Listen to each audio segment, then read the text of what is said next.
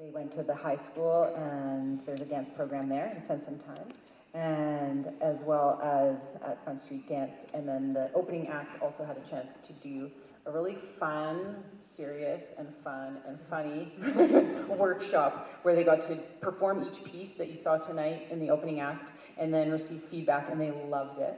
And they had a great time with that. I think that was kind of an invaluable experience. So, yeah. So we'll just open it up to any questions. If people would like to, you can repeat the question so everyone can hear versus like passing the mic around. Yeah. Why don't all the dancers introduce themselves? Yeah, and that way, if they have a specific question for someone, they can direct it to them. Yeah. So I'm Joshua Beamish. I'm the director of the company and the choreographer of the show. I am originally, well, I was born in Edmonton, but originally from Kelowna, and my grandparents are from, well, my grandparents are from Trail, and my parents both met in high school there, and so my family history is rooted in this region. And so I grew up competing in this theater at the Kootenai Music Festivals and represented Nelson at the Dance Provincials a couple times. So, yeah. And our company has previously toured to the capital. You may have seen us, but none of these dancers were on those tours in 2009 and 11. So it's been 9 years since we've been here. And I'll just pass it down and let each of the guys give you their name and a little bit about them. Hi, my name is Calder White. I am originally from Fort Erie, Ontario. Oh my God, no way. You do that. What? That's nuts. Yeah. For those of you who don't know, it's like the Niagara region, the most southeastern tip of the province you can kind of get to. I currently live in Vancouver now, working with Josh, working with Shay Kubler. If any of you were here a couple weeks ago, I was in that show that was here as well, and Peggy Baker Dance Projects in Toronto. Yeah. Hi, my name is Jared. I'm originally from Seattle, Washington. I moved to New York in 2013, where I went to NYU and graduated with my BFA in dance.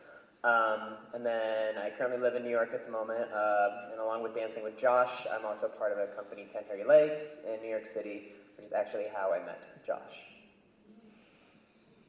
Hi, my name is David.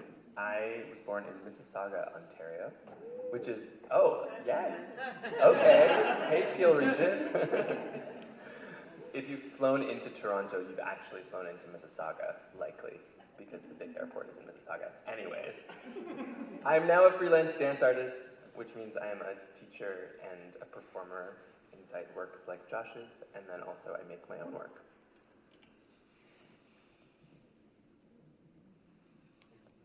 Hello, my name is Sean Aaron Carmen. I am originally from Beaumont, Texas. Oh, no. You never know, huh? Sure. Thank you to that silent person in the back. I'm originally from Beaumont, Texas. I have been dancing this work since its inception in 2015, or 16? 15 with Joshua Beamish / Move the Company. I danced for the Alvin Ailey American Dance Theater for 7.5 years and transitioned into the Lion King Broadway National Tour. So that's what I'm doing currently right now. And I get to take a lovely week off to come back to the thing that I've been doing for the last 5 years of my life, and it's always a good time. Hello everyone, my name is Devon Doan. I'm originally from Salisbury, Maryland. At present, I work for the Dance Theater of Harlem, and I'm in my 13th season. This is my second time working with Josh, and my first time performing this particular work, and it's been a really lovely experience.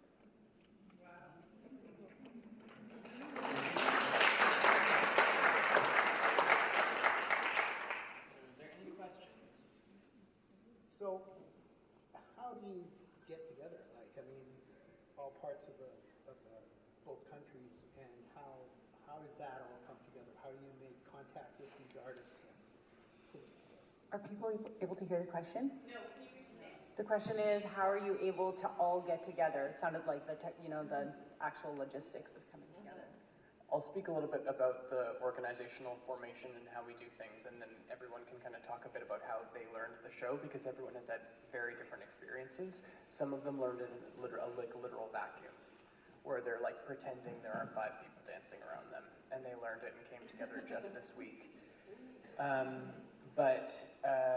The company, so I founded the company in Vancouver in 2005, and it was it built up by 2011, it was a full-time dance company with a like 38 or 40-ish week season. It was running quite consistently, and we were touring Canada and Asia quite a lot. And then I got offered to move to New York to dance with the current Associate Artistic Director of New York City Ballet, Wendy Whalen. And so I reformatted the structure of my company to make it a per-project company. And while I was there, I was very lucky to have some major American funding directors say to me, we'd really like to support your work in America. And so we established a secondary organizational structure. And so half our funding comes from Canada and half our funding comes from America, and we are charities in both countries. So we have donors in both countries, and we can write grants to foundations and the government and whatnot in both countries. And so because of that, I am often working with dancers who are a mix of American and Canadian in where they're based, and then every single time it's totally different as to where we're rehearsing. So I'll let them talk to about that a little bit, or maybe also how they met me and how they got involved in the project too. Yeah, so I met Josh. I took your working class, but when was that? That was like November 2018? 2018, yeah. So we've known each other for a little while now, and I just took a workshop with his, like a 3-class workshop over the span of a week. And then we kind of bonded over the fact that we both knew David, actually, because I had just recently started working with Peggy Baker in Toronto, in a piece in which I was understudying David's role. So it was this kind of funny, like serendipitous meeting. And the way that I learned this piece was through a number of different excerpts. One of which I went to Edmonton for a week with Josh to learn a couple different parts of the duet, because an opportunity to show his work to some presenters came up kind of spontaneously, and so he said, like, what are you doing? Can you come to Edmonton and learn this piece, and then we'll show it in Vancouver, and it'll just be like real quick and dirty. And there was no, like, at least in my mind, there was no like future necessarily of it. It was just like that's what we're doing. And then we just stayed in contact. I ended up like learning more and more parts of the piece, actually very little of the role that I'm currently doing, but we kind of put it all together about a month ago, just Josh and I was kind of that person dancing with ghosts in the studio, and then we came back about a week ago, threw things together in Kelowna, and here we are. And Calder and I danced all the duets that most of the duets that he did with David, only he was David and I was him. Yeah. So he's learned like the other half of the show that he was And then where was David during that? David was busy, that's why I needed to.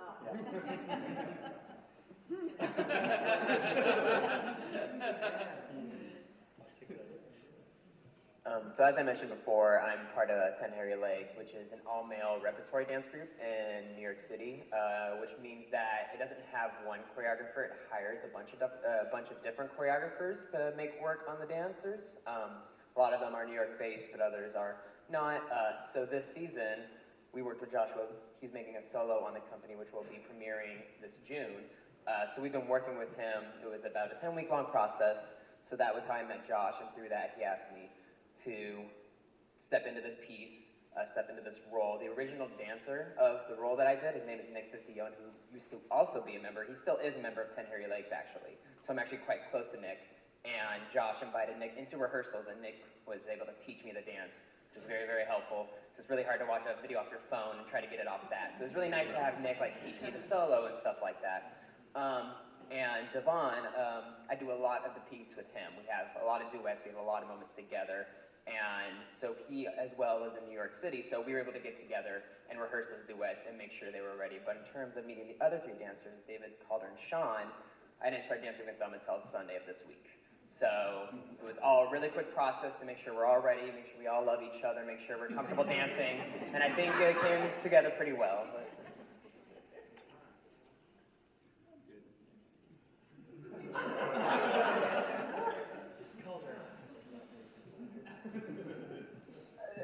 As I told you, I was dancing with the Albany American Dance Theater for quite some time, and there was a season, as if you stick with the company for more than a few years, every now and then, if you are not the star of the company, you find yourself in a bit of a lull. So in 2015, I had much more free time than I would have enjoyed.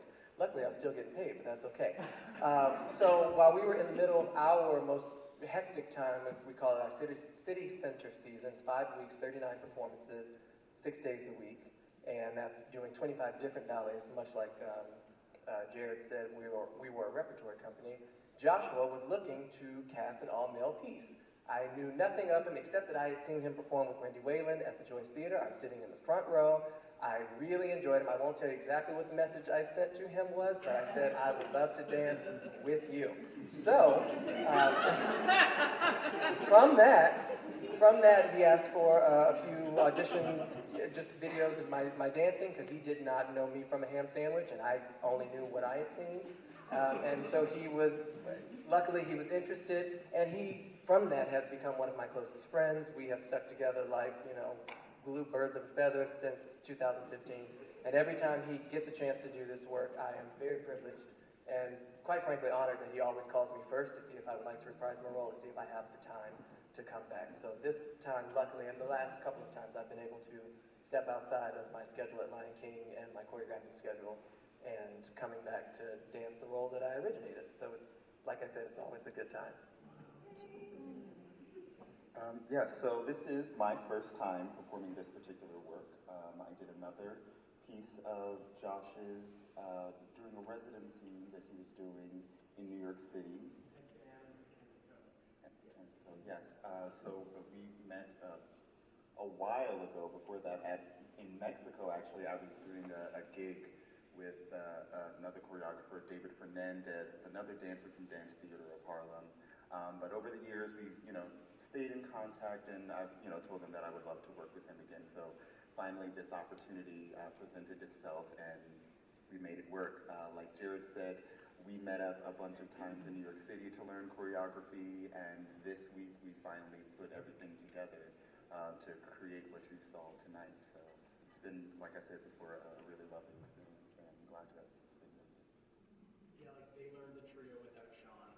Like that whole part with them, you'd be like, who's gonna say, with Devon and Calder, the part where all the guys are lifting each other.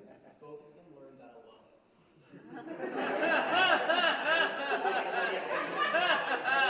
Pick up this person. The best part about it is because he does pick so many wonderful, versatile dancers. I'm the only original member in this show, which is the first time I've ever been able to say that. David has performed it quite a bit, and Josh himself has done how many of the roles? Four of the 6 roles in different iterations of the piece. So we always get to, he always gets to try new things for sure, but it's always such an exciting experience to step in. I have never danced with Devon, I don't know Jared, and I'm just meeting Calder as well. So they rehearsed on Sunday. Luckily, I was flying in, so I got to rest that day. But Monday was the first day that we've all truly been in a studio together and building the relationship that you saw tonight. Yeah, this tonight was the debut in this production for Jared, Calder, and Devon. Tonight was the debut, their first time ever performing this role. Any of them ever performing it. Like ever in their lives. So they had all worked with me, but this is Jared's first performance ever of my work, Calder's first ever of my work, and also all three of their first performance ever of their show. Yeah. Don't know how you guys do it. It's incredible. I would have thought you would have rehearsed together for weeks. Yeah. Amazing. Thank you.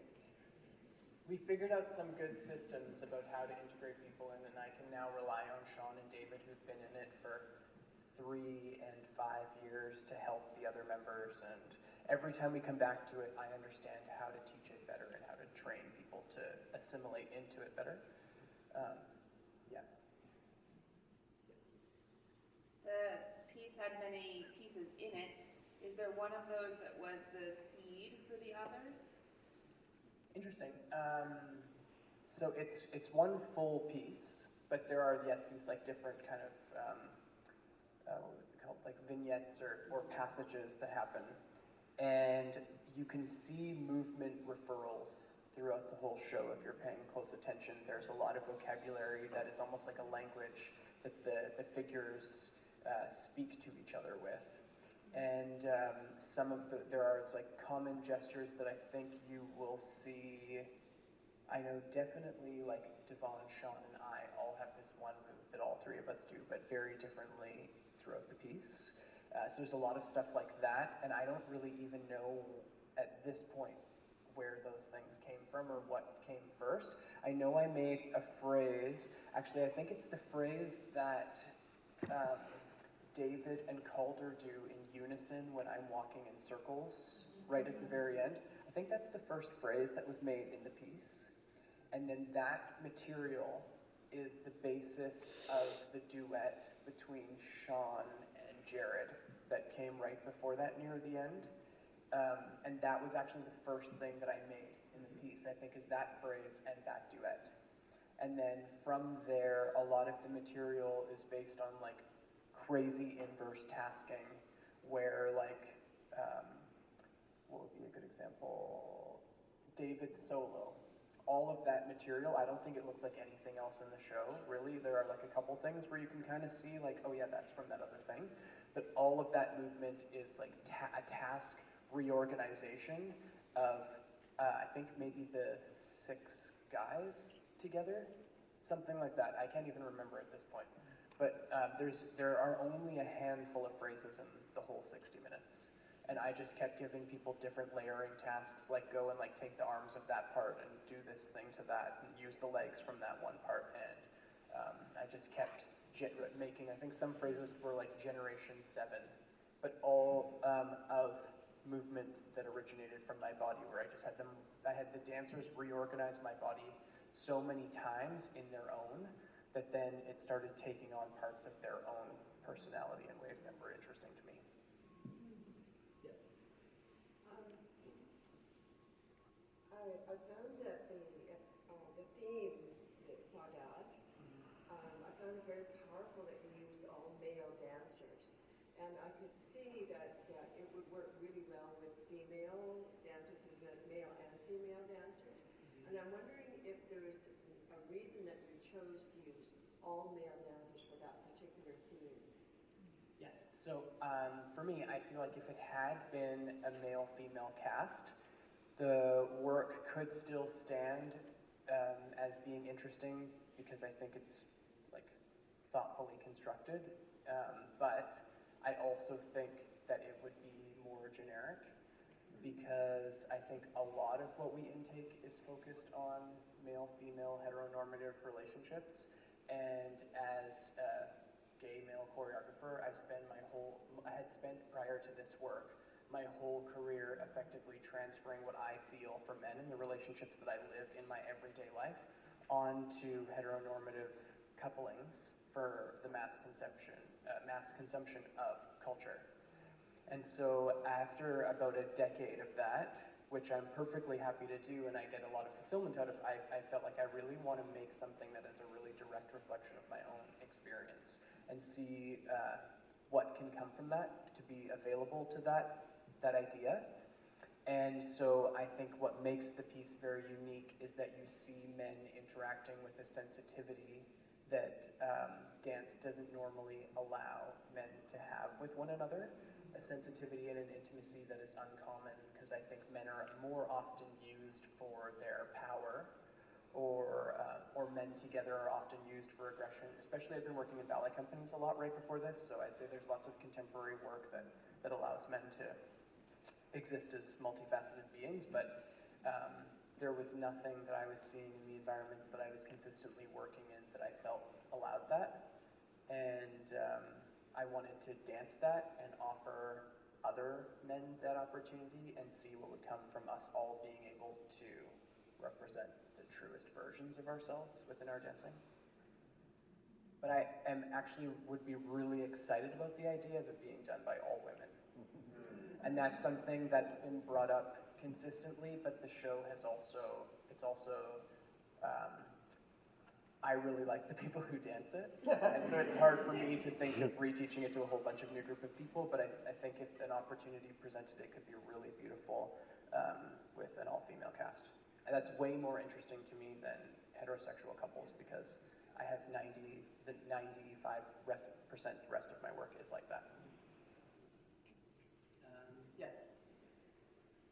Yes, you. I noticed in your choreography, there's a lot of focus on the strength and power of the back and all of its muscles. Is that specific to this piece, or does that naturally just come for you in all of your pieces? I don't know, maybe one of the dancers can talk about the way that they're directed to understand the material. Because I don't think I singled out the back specifically, but the fact that you're seeing them activate that speaks to what I'm asking them to do. Maybe David?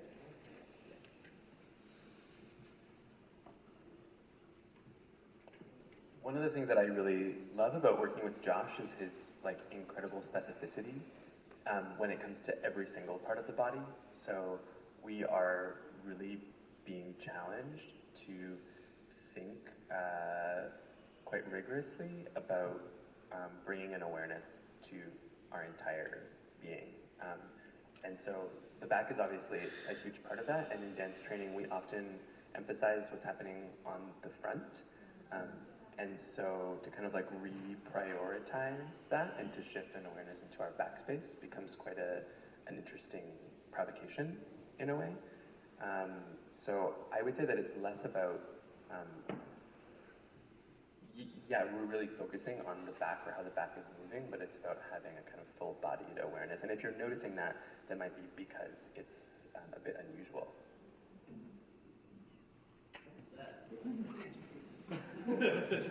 Julia.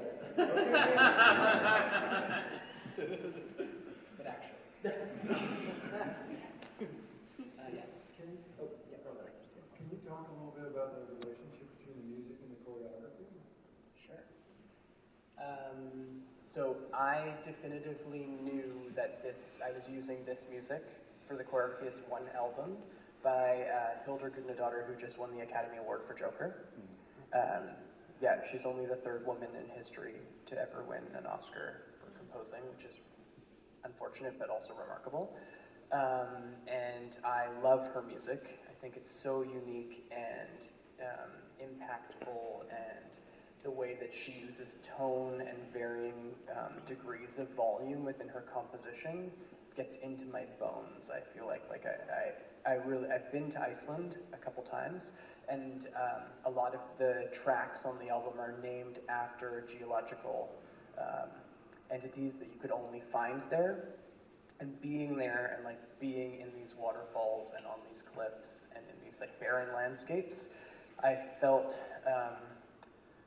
that geology in her music and in my body, and the sense of isolation and that I was feeling in myself as a person based on the way that I was relating to people in my life when I made this work also is reminiscent for me of the way that the music sounds and of how I felt connecting into nature in that way in that country. So one of my favorite reviews of this piece says that it feels like the music and the dance couldn't exist without one another, that they connect into this space that transcends what each could do individually, even though I'm constantly directing the dancers to play against the music. And I think that oppositional tension adds another layer of surprising rhythm into her score that offers a lot of space for dance to link up and sync and drop off. So I feel like yeah, that's, there was never any other music that was going to be this piece. Yeah. And maybe one of the dancers, actually, let's say Calder or Jared, because I was just talking to them about working with oppositionally against the music, how that feels for them.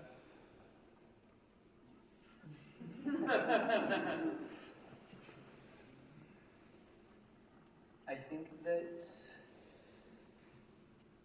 it's very interesting to work in this way within the piece where you have to always have your ear on the music. Like, you can never lose track of it, and yet it does kind of have to be this other dancer in the space with you, in the sense that you kind of proprioceptively know that it's there, but you don't need to be like watching it all the time, or like scared of it, or nervous about linking up with it. It's just, it has its own track, and you have your own track, and sometimes those line up, and sometimes they don't, and it's very purposeful when they do, and it's maybe even more purposeful when they don't in the piece.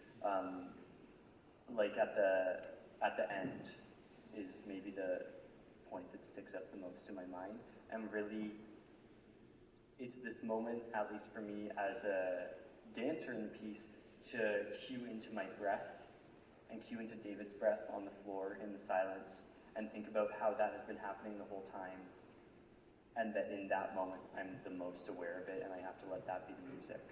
And it's a continuation of the same music. It's no different. It's been there the whole time from the beginning. Beautiful. Yes. And one thing to say that I was just going to say, that tonight I said to Sean, the ending I love, because when the music cuts out for that long and you're forced to stay with them, it's the first time that I hear the room. And that the music is actually relying on a lot of sounds that are creating atmosphere and landscape, but we're sitting in one right now.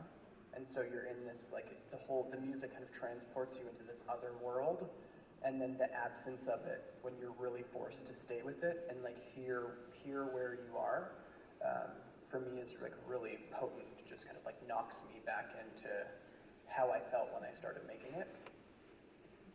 So you were going to say? I was really drawn to the piece by the title. I think that was probably what got me to make the decision to purchase a ticket without really knowing much else about it. And I was just curious where that came into the creative process for you. It's kind of a chicken and egg question, but like, just curious if it began with movement and then there was a feeling in the title that grew out of that, or if there was a concept, or if it started with the word. Yeah, so the title came in about 2 or 3 weeks into the process. I floated a few options to the dancers, but I liked the idea of... I just remember the exact message. I don't remember. It was a message. But it was the exact message. I'm thinking about this, Saudade or X, Y, Z, and everyone said, not that. Saudade. Don't use those. Because one of the things that I think is most beautiful about the word Saudade is that it's not translatable into English. And there are words that mean similar things in other languages, but it is very specific to its language and culture. But then the other thing that I love even more, is that in Brazilian Portuguese, they pronounce the word completely differently. So it's like even in other parts of the world, people who speak another version of the same language have their own version of how this sounds. And so the word kind of like, it is constantly existing as its own thing, and the essence of the idea is that it can be many things, and the only thing that connects you to the feeling is the feeling itself, not what it's attached to. So it can be about the future, it can be about the past, it can be about something that you've lost or something that never existed in the first place, or an idea that you created that you realize wasn't real. It can be about your dog, it can be about your grandma. You can feel this for so many things, but I felt it for like existing in purposeful relationships with people that could develop. I felt like I had scheduled myself into a life where if I felt a sense of connectivity, my life was too scheduled for me to be able to stay or to be able to show anyone that I really wanted to invest in them. And if I were to ever go and visit them or something, I would then have to like be like, I'm coming to visit you or something, and then suddenly it's a thing. So it was this idea that the way that I express what is the most meaningful thing to me was at odds with me being able to have things that could be meaningful to me in relationships. And so that had been swarming around in my being a lot. And then I knew I wanted to make a piece with all men. I knew it was probably going to be romantic or intimate, but it didn't necessarily set out to be that way. And then as we started making things, every sequence was created based on who was in the room that day. So I barely had Sean, and when I did have him, it was often Lloyd and Nick who were also available. So then they had a trio. And then, but some random day, the very first day, I just had Sean and Nick, so they got a duet. But then I had Patrick and Paul almost all the time, and if other people would come and go, but they were always there. So then they got 3 duets. And then I had only 5 days with Dominic, and he was also doing another project at the time, so he was mostly available at night when other people were performing shows, so that's the role that I play. I wasn't originally in the creation. And so then that's why I have these 2 solos, and I do 1 duet and then never dance with anybody ever again. And Dominic learned the group section off a video that we sent to him in Berlin when he was there in the middle of the process, and then he came back and we had 1 rehearsal with him and it premiered. So but he is like one of the most phenomenal dancers on the planet, and so he was just fine. But so it was, that the work kind of like came about this idea that it only connected or crafted because of who was available and who was there and how much money I had. It's like I only had so much money, so I was like, great, you can only come 2 hours today? Awesome, that means I can pay someone else to come for 1 hour tomorrow that I couldn't before. And I love that. I love that, like, I would have liked to have more resources, but I also think that the show created something simple and beautiful out of like logistics. So I think we can wrap it there unless there's any final burning question. Okay, yes. What is your training process? What is my training process like? I mean, all of us come from very different dance interests and like training backgrounds. My mother is a ballet teacher. I actually started as a tap dancer, and but I did everything like from Ukrainian and Highland dancing and hip hop and musical theater and everything my whole life. And I think a lot of these guys had periods of their lives where they were competition dancers. Not all of them, but many of them. And the thing that we don't really train together as a company. So this is a rare instance where some of the dancers kind of assisted me in the classes because it was an idea of Stephanie's to have another dancer present so that the students could engage more with the cast. And that was actually kind of fun because we got to actually, I mean, they probably don't even, Calder's taken my class before, but probably the only one who has. And 3 times, yeah. Yeah. So that was kind of nice to see, like, what do I actually care about when I'm not telling them to do these specific steps for the show? Like, what is dance about for me on a more fundamental level? But yeah, I think that's probably good for now. Yeah. Thank you so much.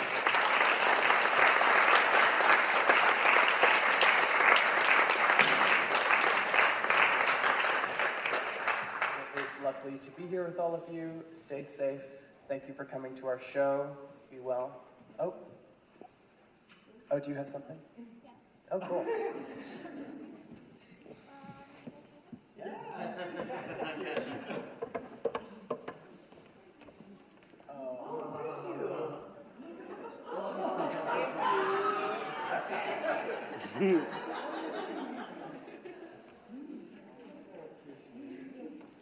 I love doing this job.